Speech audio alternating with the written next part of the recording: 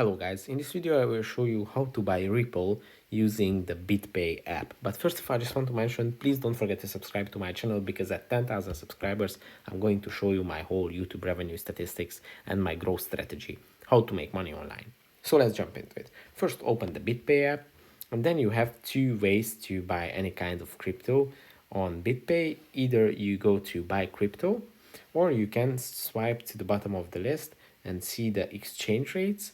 They have six cryptos available right now on the app, and then go to Ripple, because right now we are talking about Ripple.